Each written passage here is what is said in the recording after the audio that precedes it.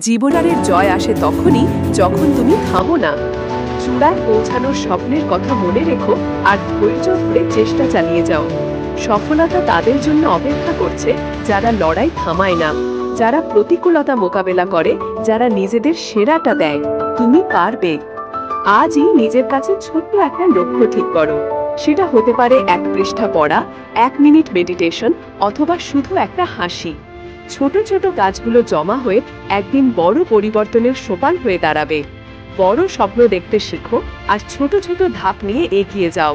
কোনো কাজই ছোট নয়, প্রতিটি পদক্ষেপই তোমার সাফল্যের পথে জরুরি। একদিন এক বৃদ্ধ লোক একটি বড় গাছ কাটছিলেন। তার হাতে আগের মতো শক্তি আর ছিল না। তারপর একটি তরুণ এসে তাকে দেখে বলল, বাবা, এত বড় গাছ একা আপনি কিভাবে কাটবেন? বৃদ্ধ হেসে বললেন, আমার শক্তি কম এটা আমি জানি, কিন্তু আমি জানি যদি প্রতিদিন একটু একটু করে কাজ করি একদিন গাছটি পড়ে যাবে। আমি থামবো না, চেষ্টা চালিয়ে যাব। তরুণ বুঝতে পারল ছোট ছোট নিয়মিত কাজে একদিন বড় পরিবর্তনের পথ দেখায়।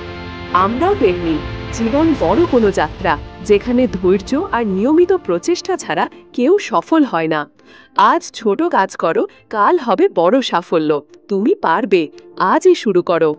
আজকের সূর্যোদয় নতুন সম্ভাবনার সূচনা। নিজের শক্তি আর সাহসে বিশ্বাস রাখো।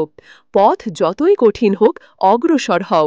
মনে রেখো, তোমার ভেতরে রয়েছে অসীম শক্তি ও সম্ভাবনা। তুমি শুধু শুরু করো, বাকিটা সময় এবং চেষ্টা দেখাবে তোমার সাফল্যের চমক। আজ থেকেই শুরু করো। তুমি পারবে। আজকের সূর্যোদয় নতুন সম্ভাবনার সূচনা। নিজের শক্তি আর সাহসে বিশ্বাস রাখো।